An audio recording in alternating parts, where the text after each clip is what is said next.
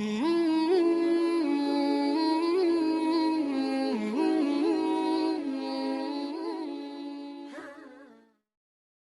اللہ الرحمن الرحیم الحمد للہ رب العالمین والصلاة والسلام علی سید المرسلین اما بعد فاعوذ باللہ من الشیطان الرجیم بسم اللہ الرحمن الرحیم۔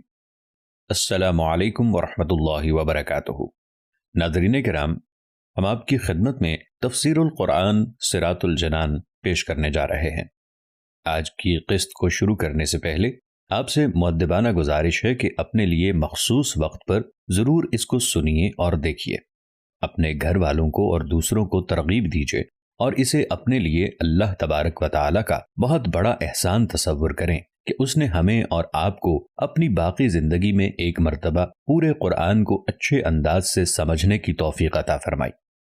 ہمارے چینل کو سبسکرائب کر لیں، لائک اور شیئر کریں۔ شکریہ۔ جزاکم اللہ خیرن و احسن الجزاء۔ بسم اللہ الرحمن الرحیم۔ ناظرین، ہم بات کریں گے تفسیر قرآن کی تاریخ کے حوالے سے۔ تفسیر قرآن کی تاریخ تقریباً 4 ادوار پر مشتمل ہے، جو کہ یہ ہیں۔ پہلا دور، قرآن مجید روشن عربی زبان میں اور لغت عرب کے اسلوب اور بیان کے مطابق نازل ہوا، اس لیے صحابہ کرام رضی اللہ تعالی عنہم اس عظیم کلام کو سمجھ لیتے اور انہیں اس کے اغراض و مقاصد معلوم ہو جاتے۔ لیکن چونکہ تمام صحابہ کرام رضی اللہ تعالی عنہم علمی اور عقلی اعتبار سے ایک جیسے نہ تھے، بلکہ علم و فہم کے لحاظ سے ان کے مراتب میں فرق تھا، اس لیے جب کسی صحابی رضی اللہ تعالی عنہ کو قرآن مجید کے کسی لفظ کے معنی سمجھنے میں دشواری ہوتی تو وہ بارگاہ رسالت صلی اللہ تعالی علیہ وآلہ وسلم میں حاضر ہو کر عرض کر دیتے اور حضور پرنور صلی اللہ تعالی علیہ وآلہ وسلم اس کے معنی بیان فرما کر ان کی تشفی فرما دیتے۔ اسی طرح بعض اوقات سید المرسلین صلی اللہ تعالی علیہ وآلہ وسلم خود ہی قرآنی آیات کے معنی بیان فرما دیتے، اور یہی وہ دور ہے جس میں قرآن مجید کی تفسیر بیان کرنے کی ابتدا ہوئی۔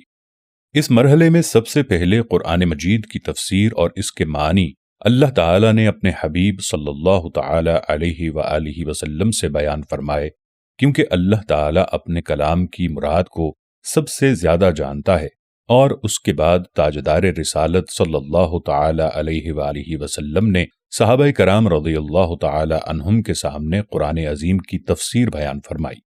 اللہ تعالیٰ اپنے حبیب صلی اللہ تعالی علیہ وآلہ وسلم کے اس منصب کو بیان کرتے ہوئے فرماتا ہے، وَأَنزَلْنَا إِلَيْكَ الذِّكْرَ لِتُبَيِّنَ لِلنَّاسِ مَا نُزِّلَ إِلَيْهِمْ، اور اے حبیب، ہم نے تمہاری طرف یہ قرآن نازل فرمایا تاکہ تم لوگوں سے وہ بیان کر دو جو ان کی طرف نازل کیا گیا ہے۔ اور ارشاد فرماتا ہے، هُوَ الَّذِي بَعَثَ فِي الْأُمِّيِّينَ رَسُولًا مِّنْهُمْ يَتْلُو عَلَيْهِمْ آيَاتِهِ وَيُزَكِّيهِمْ وَيُعَلِّمُهُمُ الْكِتَابَ وَالْحِكْمَةَ وَإِن كَانُوا مِن قَبْلُ لَفِي ضَلَالٍ مُبِينٍ۔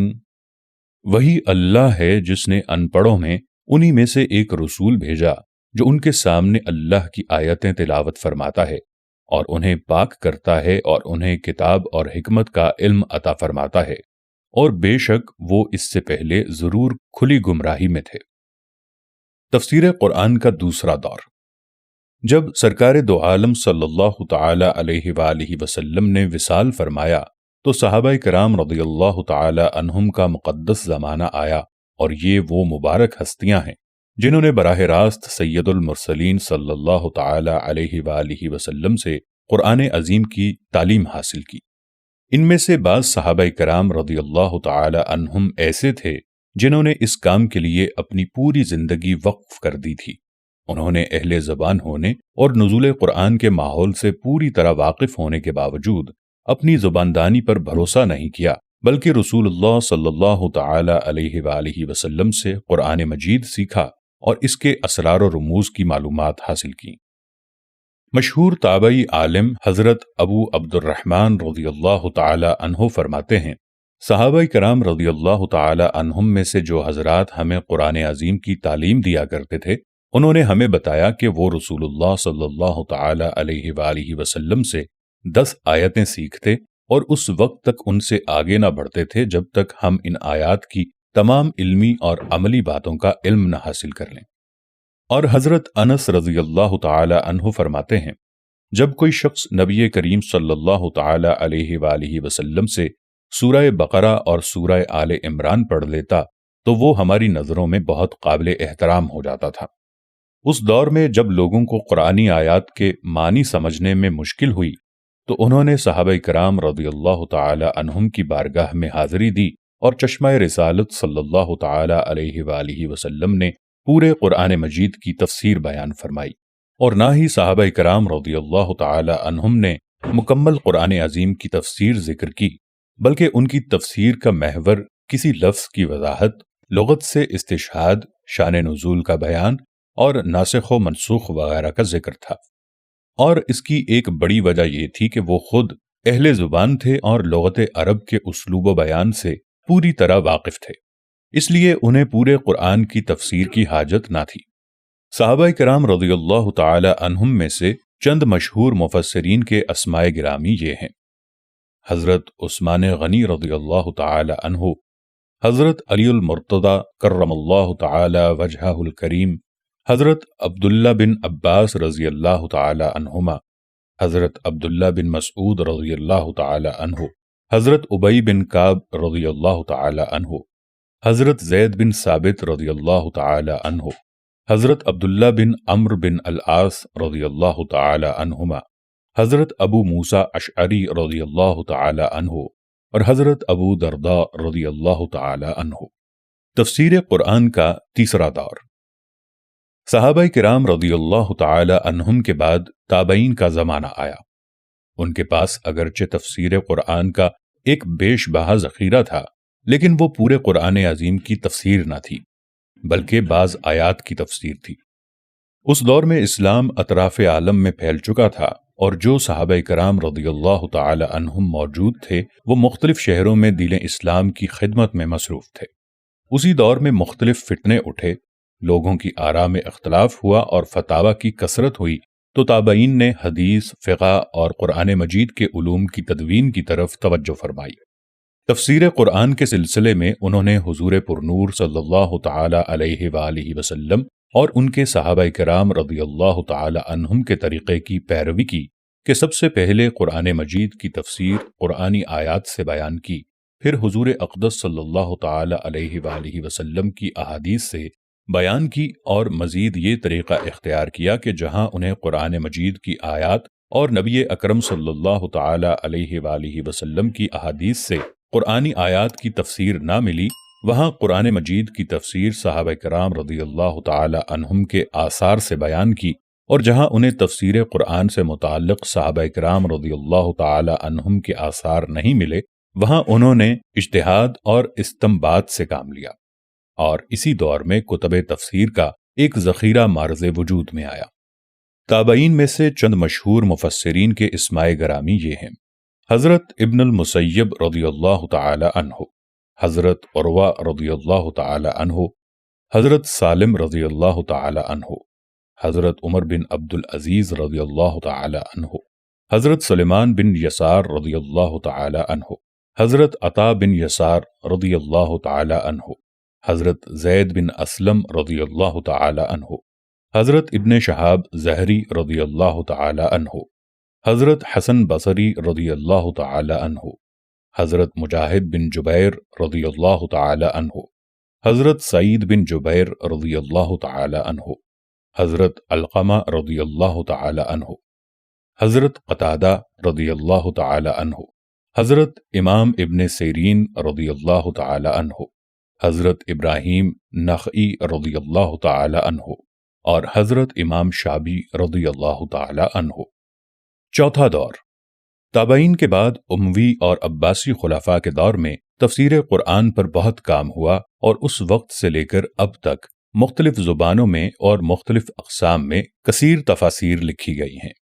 ان میں سے عربی زبان میں چند مشہور تفاسیر یہ ہیں: جامع البیان فی تاویل القرآن ابو جعفر محمد بن جریر طبری رحمہ اللہ تعالی علیہ۔ بحر العلوم مصنفہ فقیہ ابو اللیث نصر بن محمد سمرقندی رحمہ اللہ تعالی علیہ۔ تفسیر القرآن العظیم مصنفہ حافظ عبد الرحمن بن محمد ابن ابی حاتم رحمہ اللہ تعالی علیہ۔ تأویلات اہل السنہ ابو منصور محمد بن محمد ماتریدی رحمہ اللہ تعالی علیہ۔ النکت والعیون مصنفہ ابو الحسن علی بن محمد ماوردی رحمہ اللہ تعالی علیہ۔ الوجیز فی تفسیر الکتاب العزیز مصنفہ ابو الحسن علی بن احمد واحدی رحمہ اللہ تعالی علیہ۔ احکام القرآن مصنفہ ابو بکر احمد بن علی جصاص رحمہ اللہ تعالی علیہ۔ احکام القرآن مصنفہ ابو بکر احمد بن حسین بیہقی رحمہ اللہ تعالی علیہ۔ احکام القرآن مصنفہ ابو بکر محمد بن عبداللہ ابن عربی رحمہ اللہ تعالی علیہ۔ معالم التنزیل فی تفسیر القرآن مصنفہ ابو محمد حسین بن مسعود بغوی رحمہ اللہ تعالی علیہ۔ زاد المسیر فی علم التفسیر مصنفہ امام جمال الدین عبد الرحمن بن علی بغدادی رحمہ اللہ تعالی علیہ۔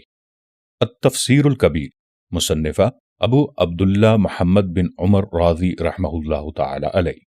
الجامع لاحکام القرآن مصنفہ ابو عبداللہ محمد بن احمد قرطبی رحمہ اللہ تعالی علیہ۔ انوار التنزیل و اسرار التاویل مصنفہ ناصر الدین ابو سعید عبداللہ بن عمر بیضاوی رحمۃ اللہ تعالی علیہ۔ مدارک التنزیل و حقائق التاویل مصنفہ ابو البرکات عبداللہ بن احمد نصفی رحمۃ اللہ تعالی علیہ۔ لباب التأویل فی معانی التنزیل مصنفہ علاء الدین علی بن محمد خازن رحمہ اللہ تعالی علیہ۔ البحر المحیط مصنفہ ابو حیان محمد بن یوسف اندلسی رحمہ اللہ تعالی علیہ۔ تفسیر الباب فی علوم الکتاب مصنفہ ابو حفص سراج الدین عمر بن علی دمشقی رحمہ اللہ تعالی علیہ۔ تفسیر القرآن العظیم مصنفہ ابو الفداء اسماعیل بن عمر بن کثیر دمشقی رحمہ اللہ تعالی علیہ۔